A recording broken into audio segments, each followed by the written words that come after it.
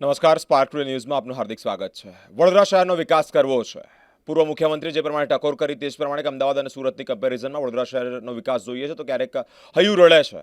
આડકતરી રીતે જ્યારે આવા પ્રહાર થતા હોય, આડકતરી રીતે આવી રીતે ટકોર થતી હોય ત્યારે સ્વાભાવિકપણે લોકશાહીના ચોથા સ્તંભ પ્રમાણે અમારી પરમ પવિત્ર નૈતિક ફરજ છે કે શહેરનો વિકાસ અટકાવે છે કોણ. સ્થાનિક સ્વરાજ્યની ચૂંટણી ઇતિહાસમાં પ્રથમ વખત કદાચ આ ચૂંટણી ઇતિહાસમાં લખાય તેવી ચૂંટણી કે 700 કરતાં વધારે ઉમેદવારો બિનહરીફ ડિક્લેર થયા. વડોદરા શહેરની વાત કરીએ, 2 શહેરની સીટો, 4 જિલ્લાની સીટો જે આ ભારતીય જનતા પાર્ટી બિનહરીફ રીતે જીત્યું. વડોદરા શહેરનો વિકાસ સૌ ઈચ્છી રહ્યા છે. સત્તાધારી પક્ષના નેતા હોય, વિપક્ષ હોય, અલગ અલગ રાજકીય પોલિટિકલ પાર્ટીના નેતાઓ હોય કે પછી કહી રહ્યા છે કે તળિયેથી નડિયા સુધી શાસન એટલે કે ડબલ એન્જિનની સરકાર કેન્દ્ર અને રાજ્ય સરકાર બંનેનો અભિપ્રાય છે કે શહેરનો વિકાસ થવો જોઈએ. તો વિકાસ ક્યાં અટકાય છે? અલગ અલગ રાજનૈતિક પાર્ટીઓ પોતાના મૂર્તિઓ મેદાને ઉતાર્યા છે અને તેઓ સાથે ચર્ચા કરવી છે કે જો પ્રજા તમારા પર વિશ્વાસ મૂકે છે તમે કયા પ્રકારના વિકાસના કામો કરશો. કારણ કે અત્યાર સુધી શહેરમાં ઘણી બધી રીતે લોકોની બૂમો છે, લોકોના ઘણા બધા સળગતા પ્રશ્નો છે. એ સળગતા પ્રશ્નોને વાચા આપવી છે, અવાજ ઉઠાવવો છે અને પૂછવું છે કે ક્યાં કામ અટક્યા છે, ક્યાં કામ કર્યા છે અને કયા કામ ભવિષ્યમાં કરશો. વોર્ડ નંબર 18ની ટીમ એટલે કે ચેતનભાઈ અને કેતનભાઈના તમામ જે આખી પેનલ છે અત્યારે મારી સાથે ઉપસ્થિત છે. તમામનું સ્પાર્ક ન્યૂઝમાં હાર્દિક સ્વાગત છે. શું કહેવા માંગો છો? બીજી વખત રિપીટ થયા છો, પાર્ટી તમારા પર વિશ્વાસ મૂક્યો છે, કયા પ્રકારના જીતનો વિશ્વાસ છે? જે રીતે ગત 5 વર્ષમાં જે કાર્ય કર્યા છે અને પ્રજાની વચ્ચે રહ્યા છે. મૂળ તો હું સંગઠનનો કાર્યકર્તા છું. છેલ્લા 20 વર્ષથી સંગઠનમાં મેં કામ કર્યું છે અને વોર્ડના પ્રમુખ તરીકેની પણ મેં જવાબદારી નિભાવી છે.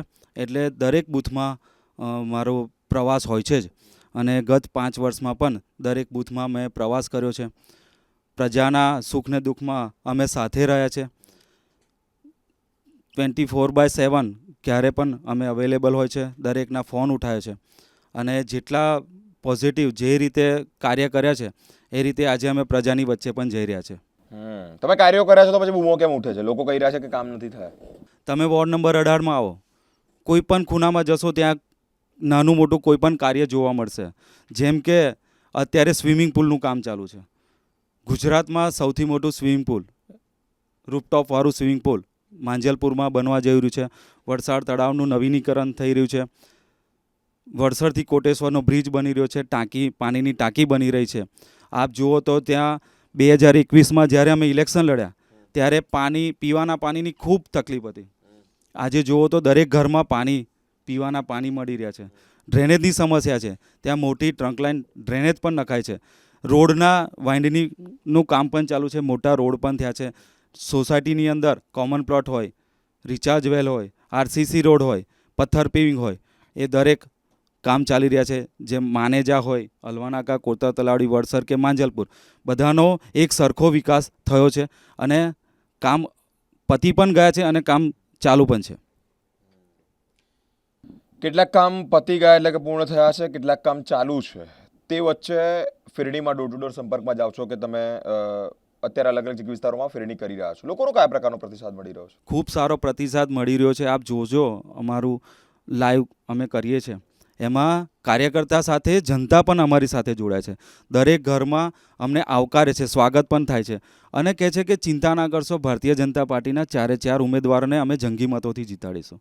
ચેતનભાઈ, તમારી સાથે વાત કરવી છે. નવો ફ્રેશ ચહેરો આ વખતે પાર્ટી આ વોર્ડમાં ઉતાર્યા છે, એટલે કે 3 નવા ચહેરા છે. લોકોના એવા આક્ષેપો છે કે ઇલેક્શન આવ્યું એટલે કે પાર્ટીના નામે વોટ માંગવા માટે હવે આવશે, હાથ જોડશે અને મત લઈ ગયા પછી એટલે કે અમે ખોબે ખોબા ભરીને મત આપ્યા છે, પછી તમે કોણ ને હું કોણ જેવી ભાવના આ લોકોની હોય છે. આવા આક્ષેપ છે, શું કહેવા માંગો છો? વડોદરા શહેરમાં સંગઠનમાં મેં કામ કરેલું છે 30 વર્ષથી અને પાર્ટીએ મને નવી ઉમેદવારી તરીકે ચૂંટ્યો છે. એટલે અમે ફૂલ કામ કરીશું અને જે કક્કુભાઈએ કહ્યું એ પ્રમાણે અમે ઘણા કામ કરેલા છે અને અમે એમાં હવે એમને વધારે સાથ આપીશું. કયા પ્રકારના કામો કક્કુભાઈ દ્વારા કરવામાં આવે છે? એમને ડ્રેનેજ કર્યું છે, પાણી કર્યું છે, 80% જેવું તો એમને પૂર્ણ કર્યું છે. જે અમે ફેરણી ફર્યા એમાં અમને સારો પ્રતિસાદ મળી ગયો કે ભાઈ અહીં તમે કામ કર્યું છે, તમે ભાજપ જ આવશે એવું અમને પબ્લિકે જણાવી દીધું છે અને 4 કમળ ખીલશે એવું આશા આપી છે. બેન, નવા છો, ફ્રેશ છો, પૂર્વ કોર્પોરેટરે કામો કર્યા છે, પણ તેમ છતાં બૂમો ઉઠી રહી છે. એટલે કે તેમ છતાં લોકો કહી રહ્યા છે કે સમસ્યા છે ડ્રેનેજ, ક્યાંક ને ક્યાંક ડ્રેનેજની સમસ્યા. તમારા નગરસેવકની ડેફિનેશન પૂર્ણ કરશો? નગરસેવકની ડેફિનેશન એટલે હું વોર્ડ 18માં બે ટર્મથી વોર્ડ સંગઠન મંત્રીમાં રહી ચૂકી છું, બરાબર. અને પ્રદેશમાં આઈટી સોશિયલ મીડિયામાં મધ્ય ઝોન ઇન્ચાર્જ અને કન્વીનર રહી ચૂકી છું. એટલે મને ગ્રાઉન્ડ ઝીરો પર ખબર છે કે જેટલા પણ અમારા કાઉન્સિલરો ગયા વર્ષે હતા એટલે 80% જેવું કામ થઈ ગયું છે. અને જે પણ હજુ પણ અમે વિસ્તારમાં ફરીએ છીએ પ્રજાની સાથે, એટલે નગરસેવકો જે છે અમારા ગયા વખતના અને હમણાં અમારે પાર્ટીએ જે જવાબદારી આપી છે અને અમે ઘર ઘર સંપર્ક કરીએ છીએ, બધી જનતાનો સારો પ્રતિસાદ છે, બધાએ આવકાર્યા છે. અને એમને અમે કીધું પણ છે કે જે કંઈ કામો બાકી છે, જે કંઈ સમસ્યા થોડી ઘણી હોય છે નાની મોટી, એ પણ અમે 100% પૂરી કરીને આપીશું. એટલે બધાએ આશીર્વાદ પણ આપેલા છે કે 4 કમળ જ આવશે અને જંગી બહુમતીથી અમે જીતીશું. બેન, શું કહેવા માંગો છો? વિકાસના કામો કઈ રીતે કરશો જો તમને પ્રજા તમારા પર વિશ્વાસ મૂકે છે, તમે જીતો છો તો?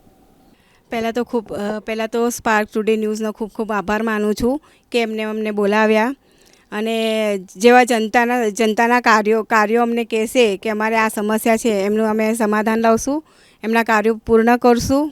1919 મેદાનો ઉતરેલા તમામ મૂર્તિયાઓ કહી રહ્યા છે કે કામ કરીશું, કામ કરીશું, કામ કરીશું. 30 વર્ષથી જ્યારે આ સરકાર સતત અને કન્ટિન્યુ એન્ડ કોન્સ્ટન્ટ જો કામ કરતી હોય તો પછી પ્રજાની બૂમો કેમ હોય? એક પ્રશ્ન ત્યાં પણ છે કે ભાઈ, લાસ્ટ ક્વેશ્ચન, જીતનો વિશ્વાસ વ્યક્ત કરો છો કે પછી 1-2 સીટ જાય છે? અમને તો પૂરેપૂરો વિશ્વાસ છે કે ભારતીય જનતા પાર્ટીના 4 ઉમેદવાર જીતશે. અને જે સંકલ્પ લઈને અમારા પ્રમુખશ્રી નીકળ્યા છે 76માંથી 76, એ પણ સંકલ્પ પૂરો થશે. કારણ કે વિકાસના કામો કર્યા છે અને લોકોને દેખાય છે કે આ વડોદરામાં આ રીતે વિકાસના કાર્યો થયા છે. હું થોડીક એક ચર્ચા કરું કે મારા વોર્ડની જ વાત કરું છું તો મારા વોર્ડમાં નવા ઓડિટોરિયમ પણ આવી રહ્યો છે, એક સ્કેટિંગ રિંગ પણ આવી રહી છે. એવા દરેક ઝોનમાં એક ઓડિટોરિયમ આવવાનું છે, સ્કેટિંગ રિંગ આવવાની છે, પાણીની ટાંકી આવવાની છે. કેટલા નવી સોસાયટીઓ આપ જોઈ રહ્યા છે કે વડોદરાનો વિકાસ વધતો જાય છે. એમાં નવી સોસાયટીઓ પણ એડ થતી જાય છે, એમાં પાણી પણ આપતા જાય છે, એના કનેક્શનો પણ પુરવાર કરતા જાય છે. જેમ જેમ વિસ્તાર વધતો જાય છે એમ એની ફેસિલિટી પણ વધતી જાય છે. એ જ આશાથી ભારતીય જનતા પાર્ટીના 76 ઉમેદવાર જીતશે એવો વિશ્વાસ છે એમને. વિશ્વાસ છે આ ભાજપને, એની કેન્દ્ર અને રાજ્ય સરકારની ડબલ એન્જિનની સરકાર કહેવાય છે તેમના પર કે તેઓએ પણ કામ કર્યા છે. અને ગત વર્ષે એટલે કે ગત ટર્મમાં જે બોર્ડ વડોદરા મહાનગરપાલિકામાં બેઠું હતું તે પણ ભાજપનું હતું અને તેઓ દ્વારા પણ ઘણા બધા કામ કરવામાં આવ્યા છે. લોકોની વધતી જતી બૂમો, વિપક્ષે કરેલા આકરા પ્રહાર અને તે વચ્ચે અમારી જે ફરજ છે, અમારે પ્રશ્ન પૂછવો છે કે વડોદરા શહેરનો વિકાસ શું સાચા અર્થમાં થયો છે? 1919 વોર્ડના 76 ઉમેદવારો મેદાને ઉતર્યા પછી ત્યાંથી આ જ જુસ્સો છે, એક જ વાક્ય, એક જ શબ્દ, એક જ અવાજ અને એ વિકાસ, વિકાસ, વિકાસ. સાચા અર્થમાં 76 ઉમેદવારો વિકાસની ડેફિનેશન પરિપૂર્ણ કરશે કે કેમ તે આવનાર સમય બતાવશે. લોકોનો રિસ્પોન્સ કયા પ્રકારનો મળી રહ્યો છે તે એક મહત્વની બાબત છે. કન્ક્લુડમાં વડોદરા શહેરનો વિકાસ જોઈએ છે, સૌ ઈચ્છી રહ્યા છે, સૌની માંગણી છે, લોકો પણ કહી રહ્યા છે કે વિકાસ થવો જોઈએ. તો પછી વિકાસ દબાયો છે ક્યાં? તે અંતર્ગત આ 76 ઉમેદવારોને પૂછવું છે, તે અંતર્ગત આ 76 ઉમેદવારો પાસે પ્રશ્નો પૂછી અને નિરાકરણ લાવવું છે કે જો તમારા પર પ્રજા ફરી એકવાર વિશ્વાસ મૂકે છે તો સાચા અર્થમાં તમે વિકાસ કરશો કે પછી લોકોની બૂમો કન્ટિન્યુ રહેવાની છે? અલગ અલગ વોર્ડના ઉમેદવારો અમારી સાથે વાતચીત કરવા અને માહિતી આપવા માટે આવી રહ્યા છે અને કહી રહ્યા છે કે લોકોનો બહોળો પ્રતિસાદ છે. જોવું છે સાચા અર્થમાં વડોદરા શહેરનો વિકાસ ક્યાં રૂંધાય છે. અલગ અલગ ઉમેદવારો સાથેની વાતચીત આપ સુધી લઈને પહોંચતા રહીશું. તમામ અપડેટ જોવા માટે અમારી સાથે સ્પાર્ક ટુડે ન્યૂઝ પર જોડાયેલા રહો. કેમેરામેન ગૌતમ સાથે હું બિરેન, સ્પાર્ક ટુડે ન્યૂઝ.